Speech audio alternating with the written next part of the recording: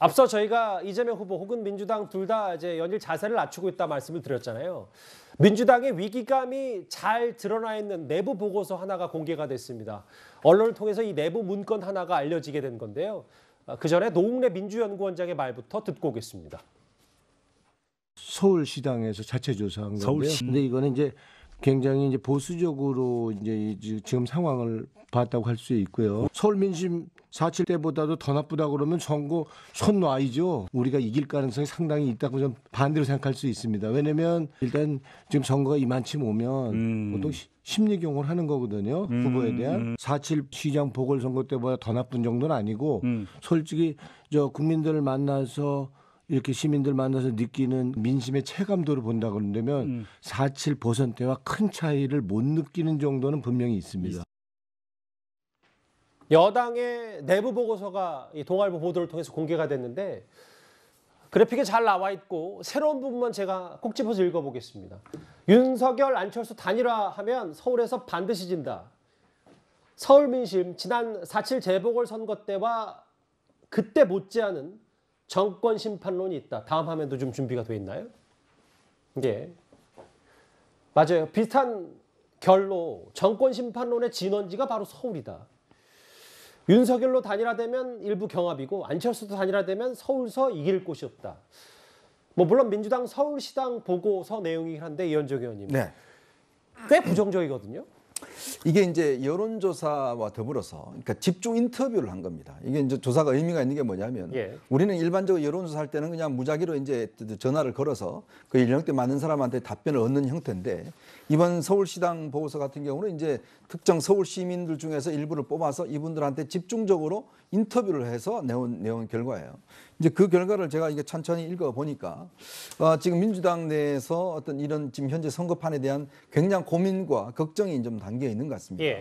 근본적으로는 지난 이제 2017년도 탄핵했을 때 그때 탄핵이었는데 이것 자체가 무너진 게 큰 문제다라는 이야기를 해요. 왜냐하면 당시에 탄핵을 했을 때는 민주당의 고전적인 진보 지지층뿐만 아니라 중도층들, 그다음에 보수층도 일부까지도 함께 했거든요.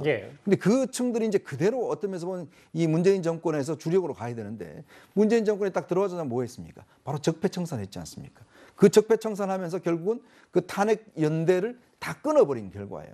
이제 그러면서 본인들이 지난 4.15 총선 때 108석 얻으니까 이걸로 되겠다라고 했었는데 문제는 이 4.15 총선 이후에 보면 결국은 과속과 독주 이런 것들이 결국 이제 부메랑이 돼서 상당히 문제가 있는 것이고 특히 이재명 후보 같은 경우는 지금 문제가 뭐냐면 제일 큰 문제는 바로 신뢰의 상실이라는 겁니다. 지금 아까 우리가 좀 전에 그 이재명 후보의 발언을 보셨지 않습니까? 그때 당시 발언은 누가 봐도 그거는 본인을 지칭하는 이야기예요. 근데 며칠 뒤에 그건 나 아닙니다라고 이야기를 합니다. 그러니까 윤석열 후보가 정권을 잡으면 없는 죄도 해서 다 감옥 갈 것 같다 이 말입니까? 바로 그 발언인데 예전에 그런 이야기 한 적이 있죠. 박근혜 대통령 존경한다고 한번 이야기했지 않습니까? 그게 이제 문제가 되니까 내가 존경한다고 그랬더니 진짜 존경한 줄 아시는 모양이죠. 이런 이야기를 했잖아요. 똑같은 이야기입니다. 본인은 분명히 자기가 예를 들어서 구속될 것 같다 이야기를 했는데 며칠 뒤에 그건 나 아닙니다. 라고 이야기를 해버리니까 옛날에 국토보유세 문제라든지 기본소득 문제라든지 이런 것들 또 말이 바뀌었지 않습니까? 근데 또 여론이 올라가니까 또 한다고 그래요. 그러니까 이런 신뢰 상실이 가장 큰 문제고 두 번째는 특히 이제 녹취록에서 나타나고 있는 이 혐오 이게 사실은 이제 여성층들한테 굉장히 큰 영향을 미치고 있다. 그래서 이거를 극복할 수 있는 방법이 상당히 필요한데 그래서 이제 정책 중심에 그다음에 무조건 사과하고 국민들의 용서를 구하는 그런 이미지로 이제 선거운동을 전개해야 된다라고 이제 결론을 내고 있어요.